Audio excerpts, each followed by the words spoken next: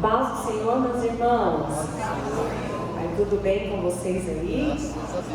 Você que tem sua revista, por favor, abra na lição de número 3. Uma alegria muito grande podermos estar iniciando mais um ano de estudos na escola dominical, mais um ano na presença do Senhor, mais um ano na preciosidade que é congregar. Lição 3. E para quem não tem a lição, você pode abrir sua Bíblia no livro do Evangelho de Jesus, conforme escreveu Marcos, capítulo 8. Nós vamos estar lendo o versículo 1, 2, 3 e 6. Uma alegria enorme ter os nossos pastores de volta. Pastora Márcia, a senhora está fazendo falta? Muito bom ter de volta. Amém? Particularidades do servo. Vamos fazer da seguinte maneira: eu vou estar lendo o textual, a igreja lê a verdade aplicada e lemos de maneira intercalada os textos de referência, amém? Então, Marcos 8, 2: Tenho compaixão da multidão, porque há 3 dias que estão comigo e não tenho que comer. Verdade aplicada à igreja. Como discípulos de Cristo, precisamos também do poder do Espírito Santo testemunhar com palavras e ações aspectos e caráter de Cristo. Marcos 8:1, eu leio na igreja posterior. Naqueles dias, havendo muito grande multidão e não tendo que comer, Jesus chamou a si os seus discípulos e disse-lhes: Tenha compaixão da multidão, porque há 3 dias que estão comigo. Não tenho que comer. Versículo 3: E se os deixar ir em jejum para suas casas, desfalecerão no caminho, porque alguns deles vieram de longe. 6, a igreja. E ordenou a multidão que se assentasse no chão, e tomando os 7 pães, e tendo dado graças, partiu e deu aos seus discípulos, para que pusessem diante deles. Diante da multidão. Amém. Curva sua cabeça comigo. Espírito Santo de Deus, nós te pedimos a tua presença. Nós reclamamos, Senhor, que a tua palavra, que é uma espada afiada de 2 gumes, possa estar, Papai querido, sendo direcionado ao nosso coração nessa manhã. Jesus, para nos afiar com o Senhor, para nos lapidar, para arrancar aquilo que não é teu, para nos dar uma mente, Papai querido, verdadeiramente como a mente de Cristo. Assim nós clamamos pela tua presença e pelo teu ensinamento, em nome de Jesus. Amém. Meus irmãos, a riqueza dessa lição assim, é algo difícil até de descrever. Marcos, ele descreve Jesus de uma maneira muito especial. Em especial, eu quero começar fazendo uma descrição de uma profecia, de uma forma simbólica, que foi descrito a forma com que Jesus se manifestaria, as faces de Cristo. Isso nós temos em Ezequiel, mas nós também temos em Apocalipse. E se você abrir a sua Bíblia, em Ezequiel 1:10, nós vamos ter a descrição de 4 faces de Cristo. Ezequiel 1:10. Alguém pode abrir, por favor? Você vai encontrar nesse texto, quem encontrar pode levantar a mão e se puder ler, por favor. Você vai encontrar nessa referência, eu até anotei aqui, 4 faces de Cristo. A primeira face, ela foi descrita pelo Evangelho de Jesus conforme escreveu Mateus. Pode.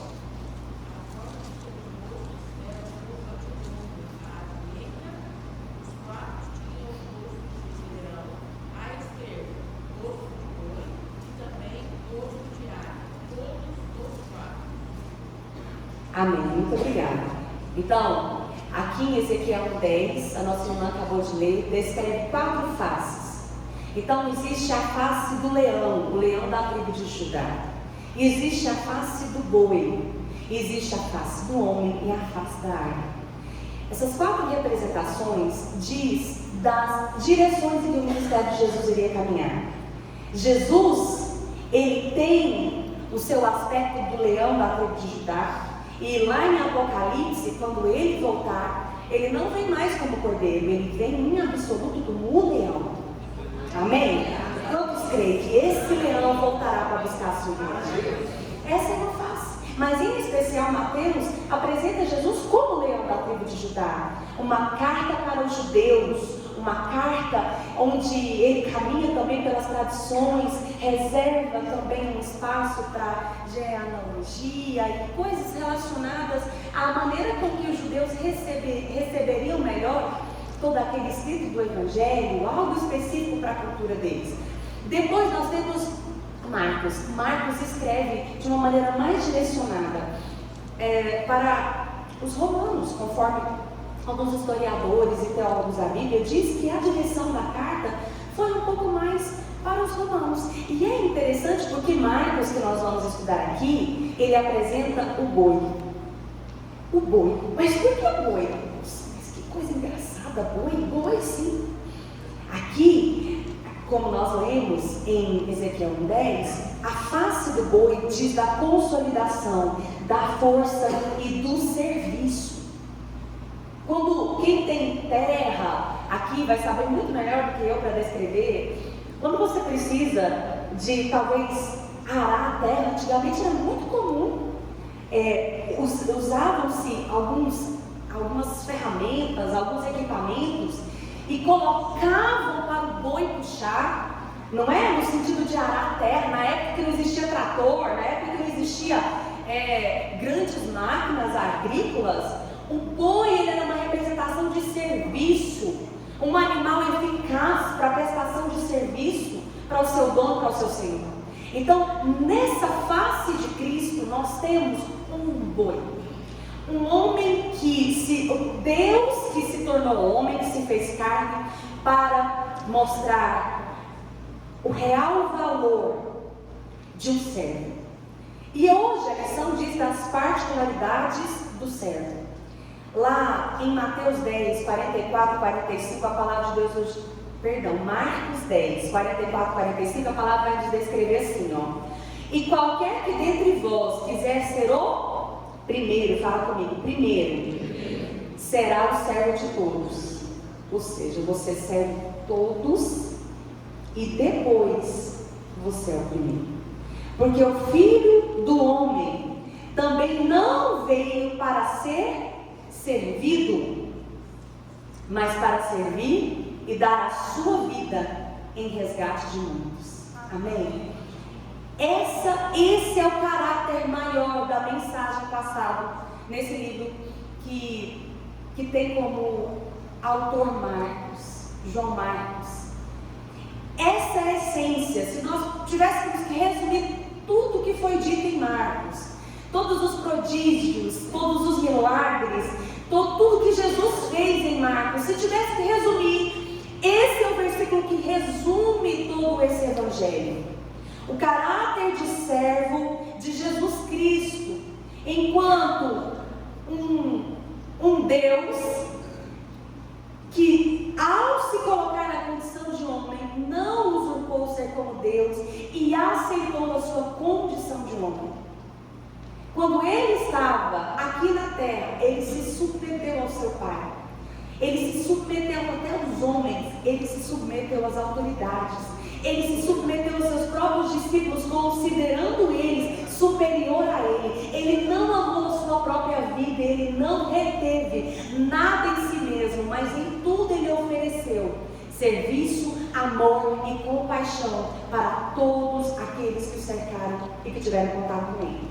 Então esse é o primeiro caráter desse precioso evangelho. Mas aqui no tópico 1.1, a revista vai nos trazer algo muito precioso. Muitos não conheciam a identidade do servo. É engraçado porque quando a gente pensa muitos não conheceram ou não conheciam a identidade do servo, nós pensamos em algo relacionado aos judeus tão distante, né? Lá longe. Não, naquela época não conheceram. Lá quando Jesus veio, desprezaram ele nessa posição. Mas ainda hoje, ele continua sendo um servo. Ele ainda continua designando entre nós operação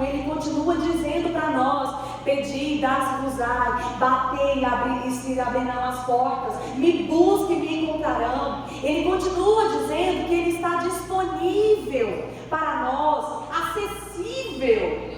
Reis, magistrados, juízes são inacessíveis. Você não tem acesso a um juiz a qualquer momento, a não ser que você seja um parente muito próximo, talvez uma esposa, um filho. Mas caso contrário, você tem que marcar, você precisa de todo um protocolo, você precisa de toda uma série de rituais.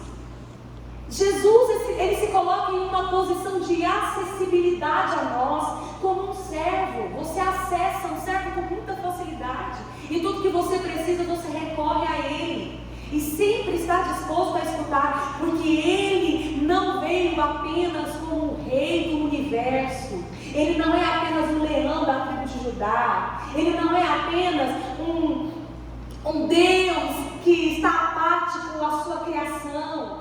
Ele é um servo fiel, Ele tem um coração humilde e manso o suficiente para se conectar às nossas necessidades mais profundas e mais íntimas. Então, muitos não conheciam a identidade do servo, mas eu digo, muitos ainda não conhecem. Muitos ainda têm um distanciamento de Cristo por encontrar, talvez, uma visão nele de juiz. E Jesus diz, Ele nos diz na sua palavra, que foi sim delegado a Ele o poder para julgar. Se alguém tem esse direito, é Cristo. O Pai não vai fazer isso. O juízo final, no juízo final, vai se levantar um grande e temível juiz, Jesus Cristo, Deus Pai. Mas Ele delegou a possibilidade de julgar. Mas nós não ainda estamos debaixo desse juízo, porque o que impera é a graça, e a graça de um servo fiel, que despiu de si mesmo para nos ensinar também a sermos servos como Ele foi. Então o Senhor veio nos mostrar o que há no coração de Deus, e por isso que é tão difícil entendermos que essa identidade de servo é muito complexa, e às vezes as pessoas não desejam esse lado de Cristo. Parece fraqueza. Nossa, que coisa mais insignificante, né? Um Deus tendo todo o poder, se descer a um nível de humilhação ao ponto de lavar os pés dos seus discípulos. Mas é esse caráter de Cristo que fez dele o Salvador do mundo. Como você pode salvar alguém se você não se dá sequer o luxo de conhecer as suas dores? Como ajudar alguém se você sequer se dá o prazer de escutar o que essa pessoa tem a dizer? Nós precisamos entender que há conexão que faz com que haja um resgate. Nenhum filho, nenhum marido, nenhuma esposa se submeterá a nenhum tipo de intimidade, de relacionamento mais próximo. Não vai ter o desejo de confidencializar nada, se não existir uma conexão. Você se conecta e aí você se abre. Assim também o Senhor fez. Nesse processo, nessa faceta de Jesus, enquanto demonstração da sua real identidade, olha só o que acontece. Os judeus achavam que o Messias viria como um rei, um governador terreno, um revolucionário, não como um servo. Essa face de Cristo fez com que muitos o rejeitassem. Pensa bem, vamos lá para o contexto histórico. Nós estamos falando de um contexto histórico onde os judeus estavam inseridos em uma sociedade onde o governo mundial da época estava nas mãos de quem? Dos romanos. Diga comigo, os romanos. Como é que os romanos governavam, gente? Na mão de ferro. Com mão de ferro. Os romanos governavam com altíssimos impostos. Eles governavam com leis duras. Eles governavam com sangrias. Eles apertavam a população. Eles enriqueceram de maneira ilícita, porque tudo que eles faziam era deixar a população um pouco mais pobre para que eles ficassem cada vez mais ricos. Nós estamos falando de um tempo de muita opressão. Quando os rabinos da época se reuniam nas sinagogas, quando os grandes mestres da lei se reuniam naquela época, na expectativa de um Messias, o que vocês acham que eles esperavam? Pensa aí na sua mente. Você está debaixo do jugo de um governo romano e eles pensavam, quando o Messias virar, a primeira coisa que ele vai fazer é decapitar esse povo tudo. Pilatos, César, vai tudo embora. Quando eles imaginavam o Messias, eles imaginavam um rei que viria governar na terra. Eles imaginavam um reino que seria estabelecido com um palácio, com as suas regras, mudaria as regras dos romanos. Eles esperavam um governo que eles poderiam pegar, que teria sede, embaixada, representação em outros lugares. Poderio bélico muito grande para expulsar. Poder bélico, militar, armas, ferramentas humanas. Quando Jesus vem e se declara Messias, ele vem falar de um reino que está em outra dimensão.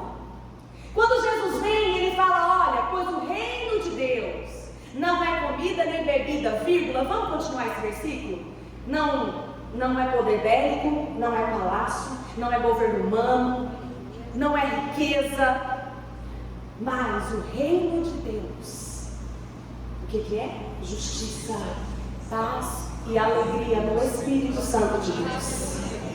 Deus maravilhoso. Esse servo fiel veio estabelecer um reino, e o reino de Deus não diz de coisas materiais. Essa é a decepção, ou foi a decepção dos judeus da época. Por que a palavra de Deus nos declara que eu vim para os meus, mas os meus não me quiseram? E graças a Deus por isso. Você já agradeceu ao Senhor porque os judeus rejeitaram Jesus? Porque por causa disso, Ele abriu toda a salvação e Ele disse, eu preciso alcançar um pouco mais. E Ele abriu a salvação para todo aquele que crê.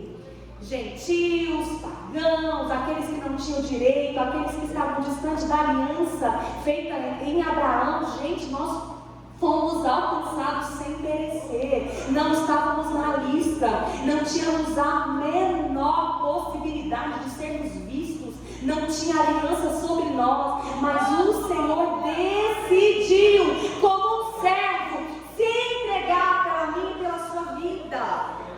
Então, esse primeiro aspecto da identidade precisa ser muito bem estabelecido na nossa mente, porque se a gente não compreender o que é que esperavam do Messias, nós não compreendemos o porquê ele foi rejeitado. Então ele veio propor um reino que está na dimensão espiritual, e os judeus da época esperavam verdadeiramente um Messias que se intitulasse rei, que sentasse diante de um trono e que estabelecesse novas leis, novas regras, e não foi isso que aconteceu. E ainda hoje nós esperamos que muitas coisas se estabeleçam, né? Eu acho que nós temos muitas expectativas de que o Senhor tome os governos terrenos. Nós temos muitas expectativas de que Ele desça, estabeleça o seu trono, né? Nas câmaras, no Senado, aonde o governo se estabelece. A gente fica, desce logo Jesus, pega tudo, põe seu lugar, põe seu trono. E aí o Senhor continua lembrando a gente, assim como foi naquele tempo em que Jesus veio e Ele deixou os romanos lá fazendo o que eles faziam de melhor, que era oprimir o povo, mas continuou fazendo o que lhe foi dado como missão, estabelecer o reino de Deus e a sua justiça. Estabelecer o reino de Deus e a sua justiça. O reino de Deus e a sua justiça só tem proporção para crescer quando nós contemplamos a disparidade do mundo que nós vivemos. Quanto maior é a injustiça, maior é a possibilidade de contemplarmos a justiça de Deus. Quanto maior o pecado, mais evidente se torna a necessidade de santificação da igreja do Senhor. Quanto mais profunda a lama que esse mundo caminha e se embrenha, venha, maior é a possibilidade, a necessidade de santificação da igreja, de busca, de um coração alinhado, que não se mistura.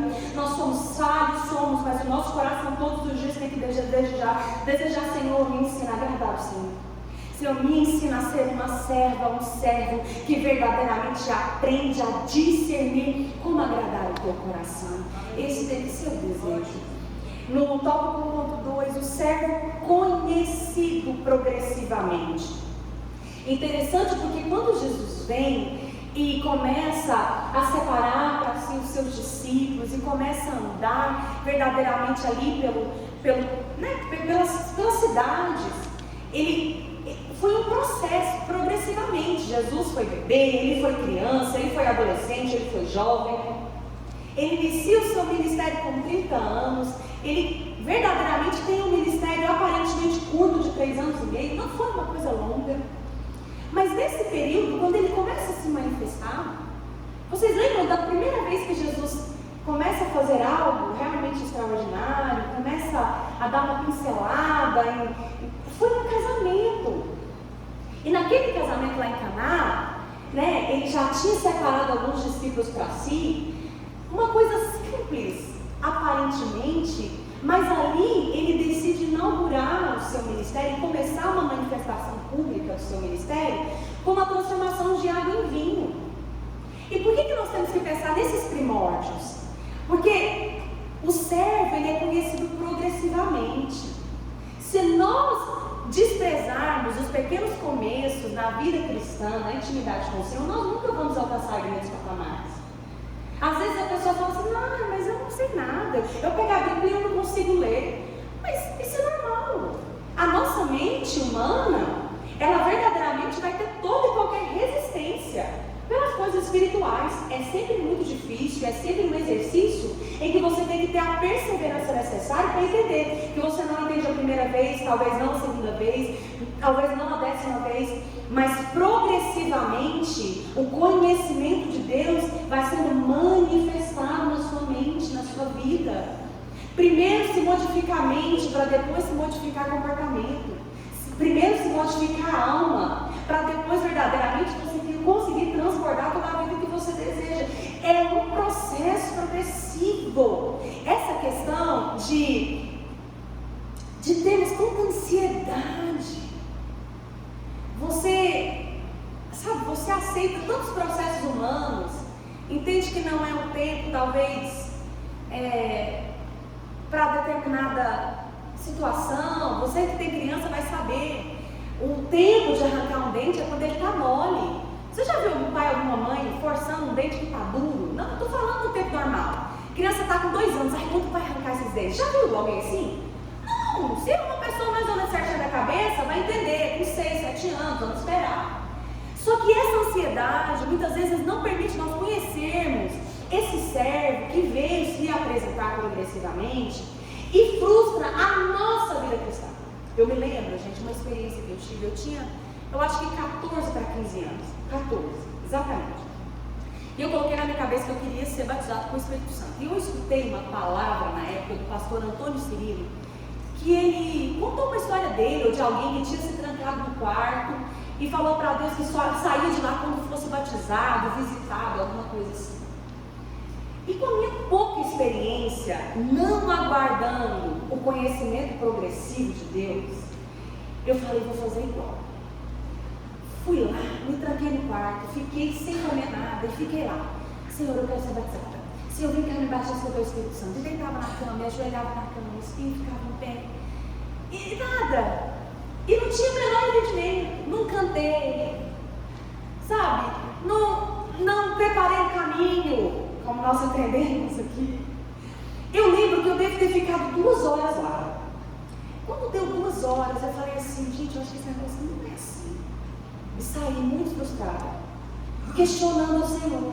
Mas por que, Senhor? Eu tive a fé para alcançar. Por que o Senhor não me visitou lá? Por que eu não fui batizada? E aí, pouco tempo depois, coisa assim de 6 meses, no máximo 1 ano, o Senhor visitou a nossa igreja naquela época com um mover espiritual muito intenso. E num único dia, vários adolescentes e jovens foram batizados com o Espírito Santo.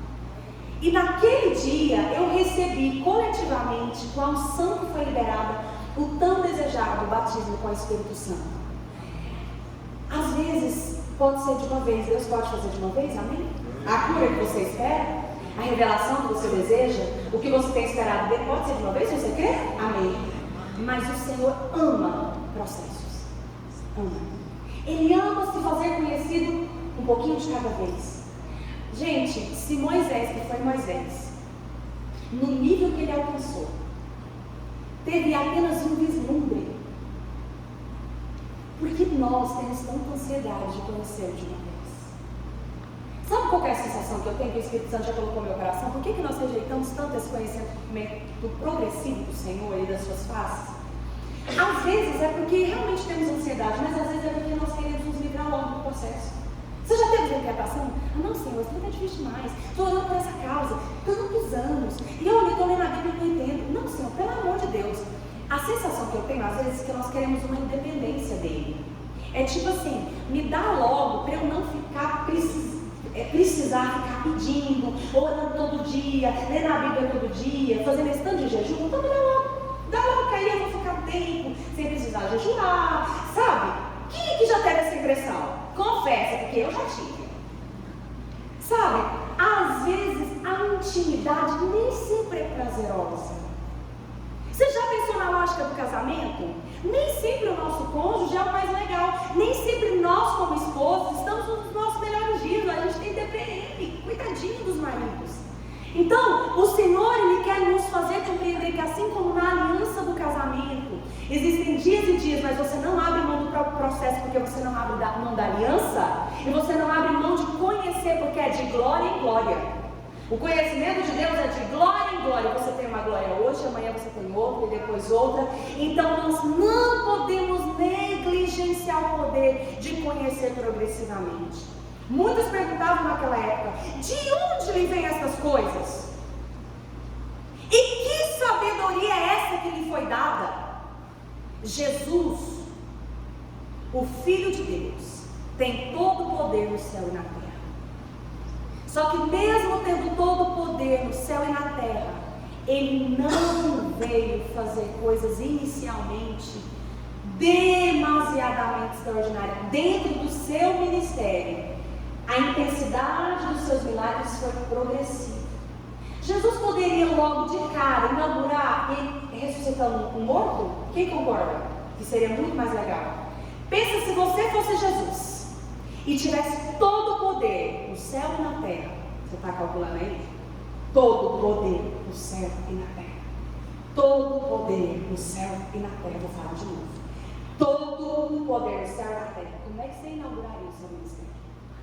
Transformando água em vinho? Pelo amor de Deus, chamava logo o cemitério inteiro, né, conspiradores?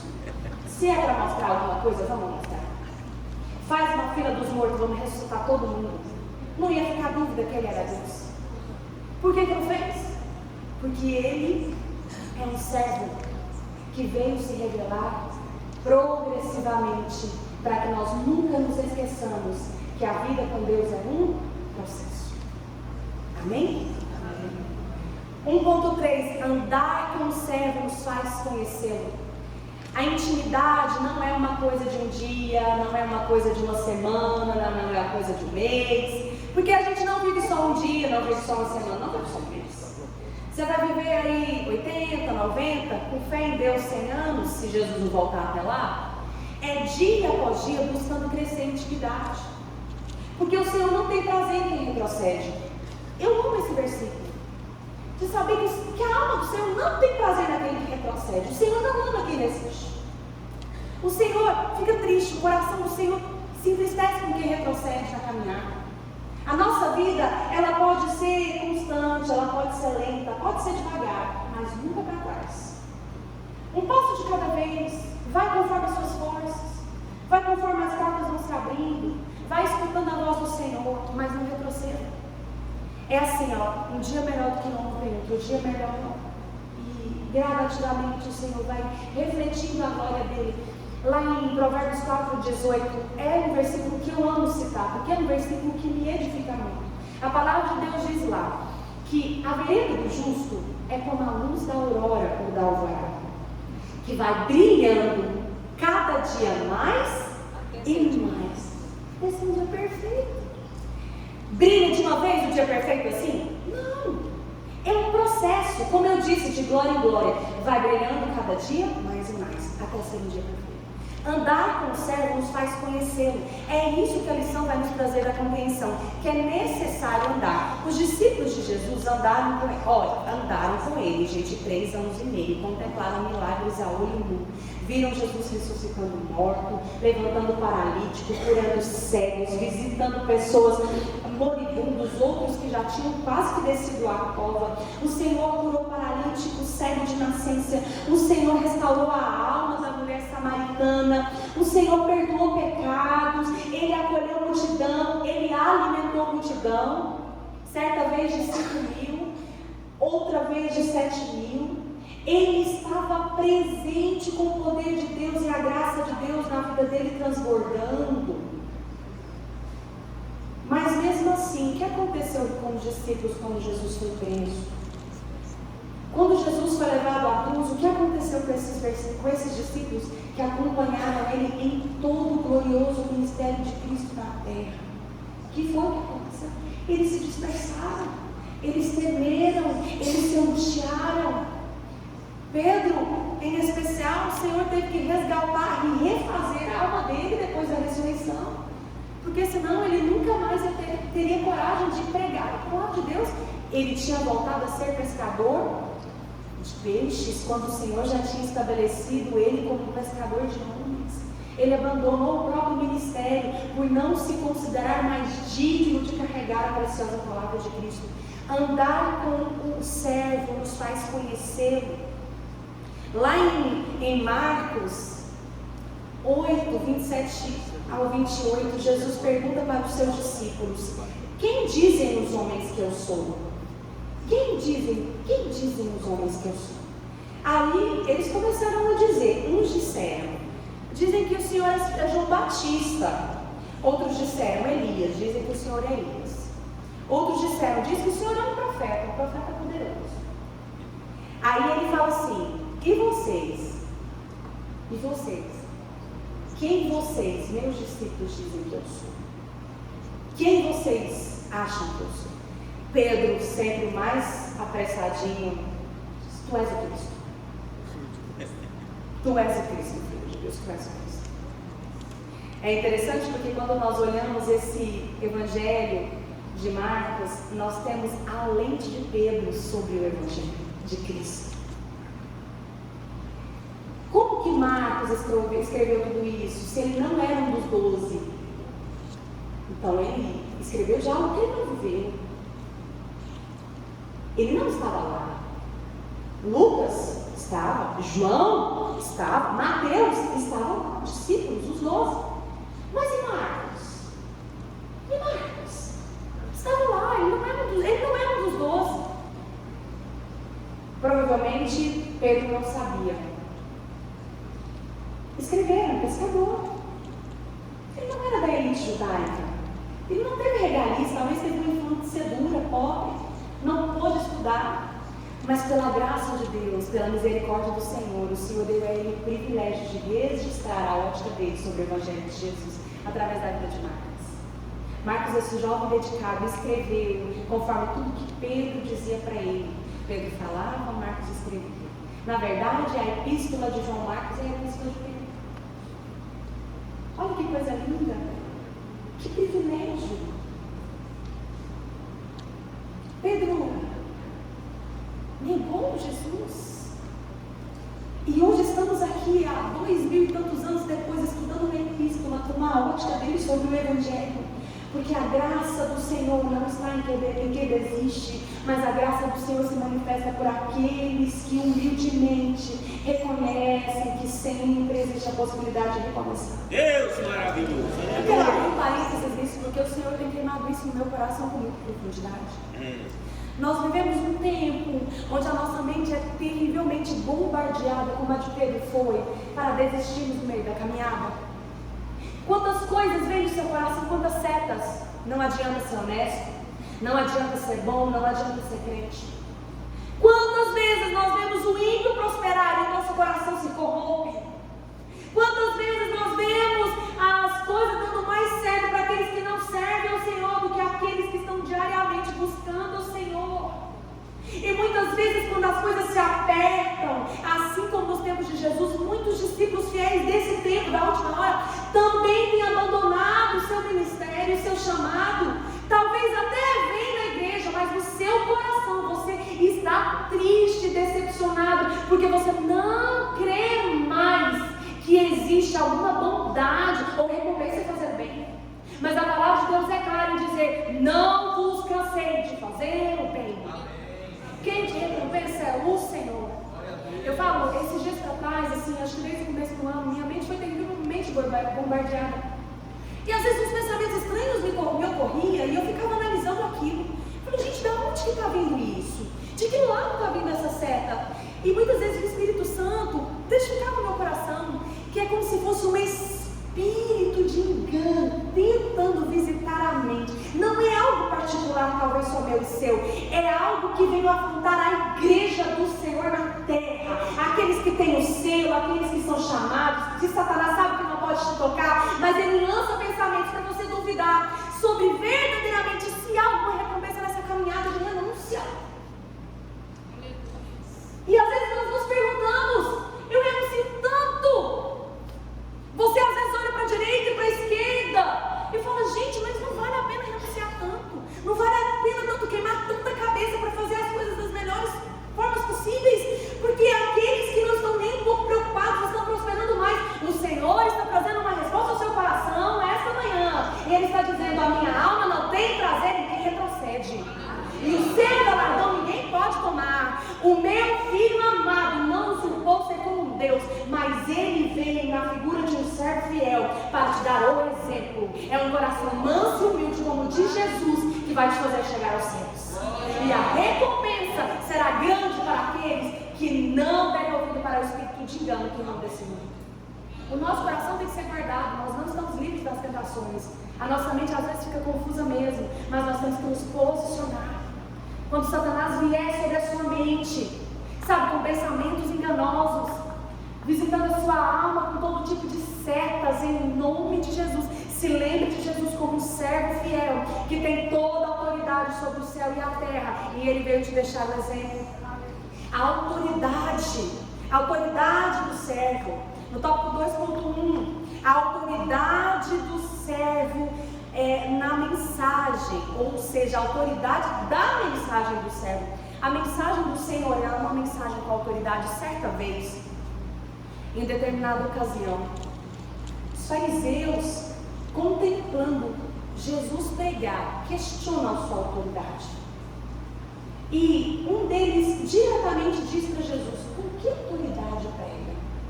Com que autoridade ensina? Ele está falando que quem te denegou a autoridade, com quem você estudou?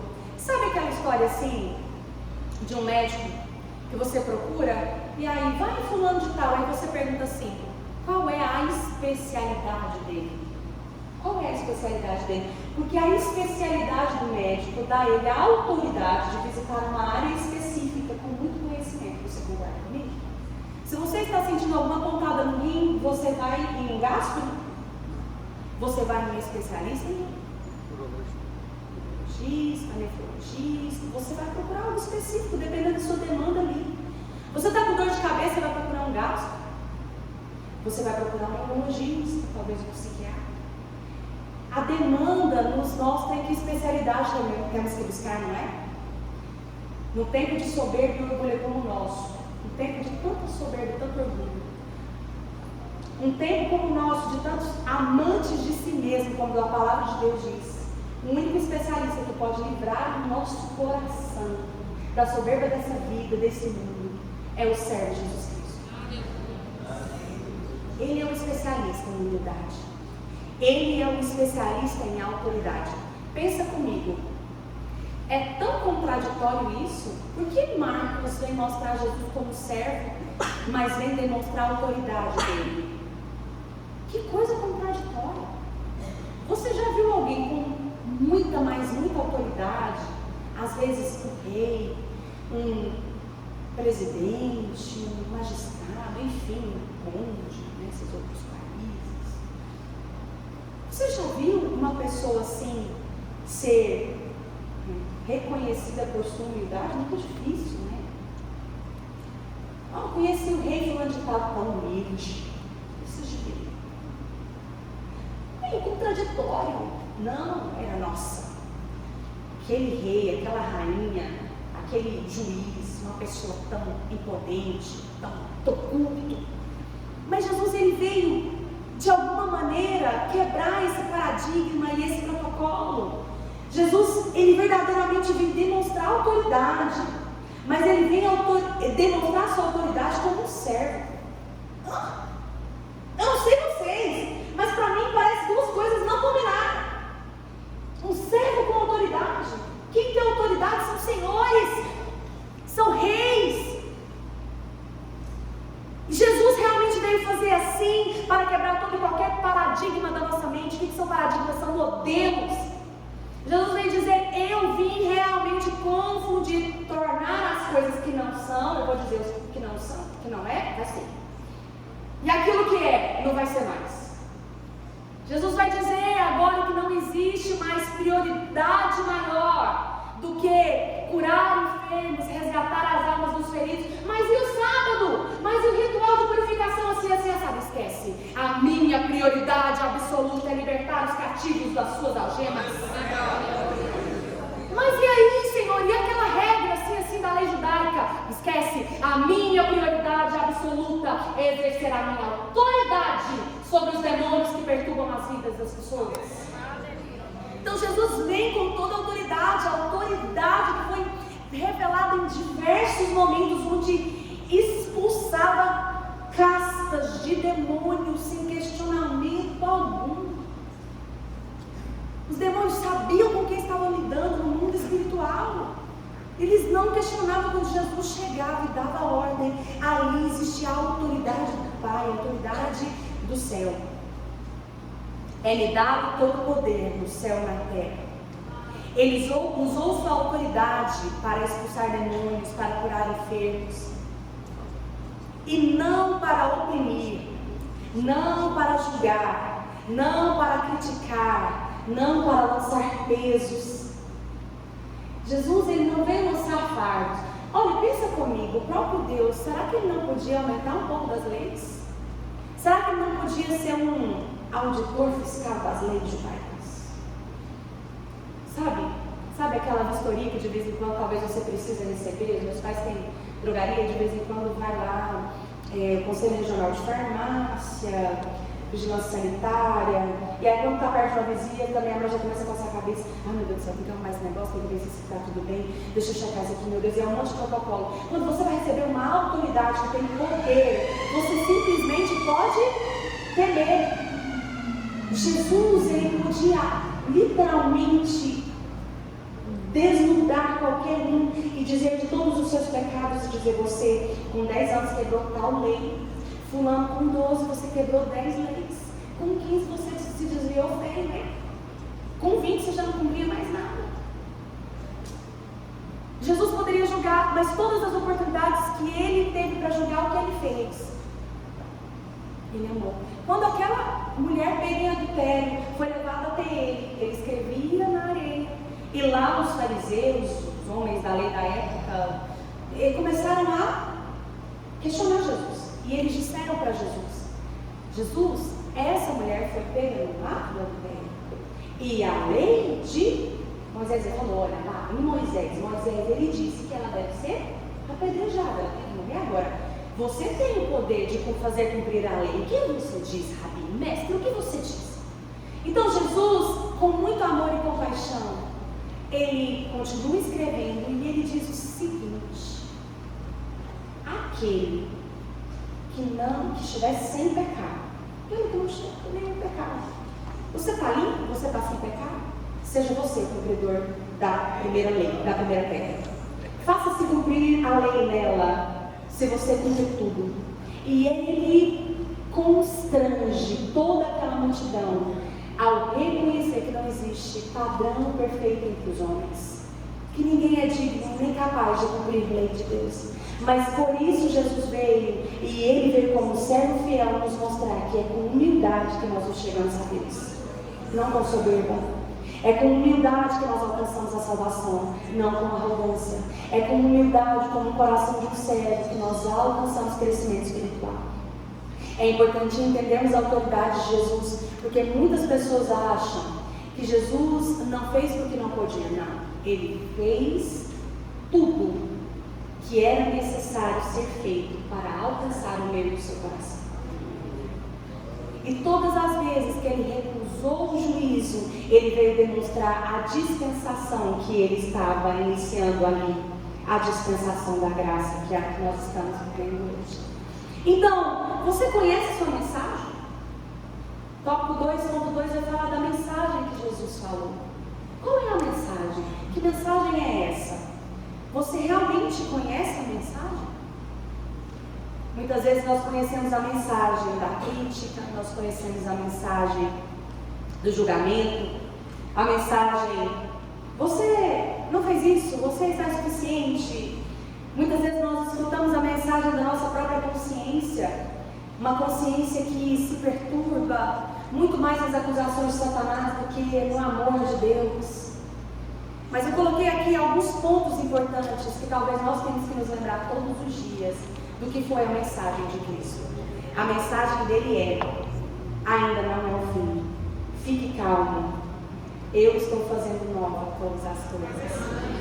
A mensagem dele é: venha até mim, chega até mim com todo o seu cansaço, toda a sua sobrecarga, porque eu te aliviarei. A mensagem dele é: você está em trevas? Eu sou a luz do mundo.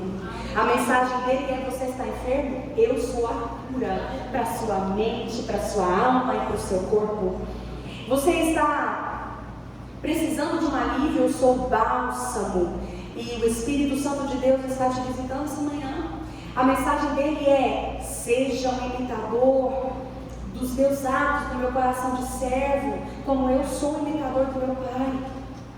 Eu não usurpei ser como Deus, mesmo sendo Deus. Não julgue, não condene, porque eu não condenei. Ame e se compadeça das pessoas. Aquele que estiver em mim, mesmo que morra, viverá. A autoridade do servo foi atestada pela palavra. E por último, no tópico 3, a lição vai nos dizer que ele foi o servo da compaixão, ou aqui, a compaixão do servo.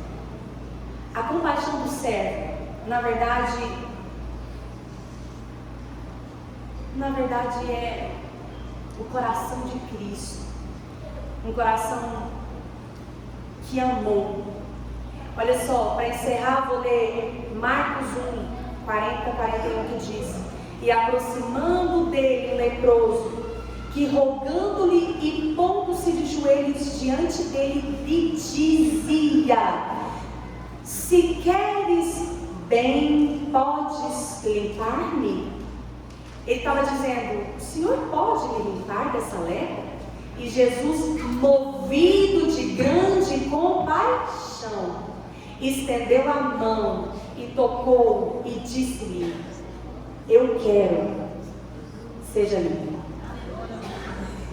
Fala assim comigo: Ele quer, Ele pode, e Ele vai fazer. Amém? Ele te amou.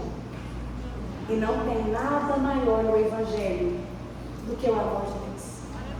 Não tem nada maior nas leis do que o amor de Deus revelado em Cristo Jesus. Maior que o pecado, maior que os defeitos, maior que toda a consciência equivocada que nós temos até sobre Deus. Ele nos amou. Você possa carregar essa palavra no decorrer do domingo, no decorrer da sua semana. E, sobretudo, a beleza de servir é que enquanto você se coloca no lugar de servo, o próprio Deus se certifica de cuidar das suas necessidades. Vocês não têm noção do quanto eu estava necessitando dessa palavra que eu preguei hoje. Obrigada, Senhor, pela oportunidade de, ao servir a Ti, receber a nutrição necessária. Deus te abençoe grandemente.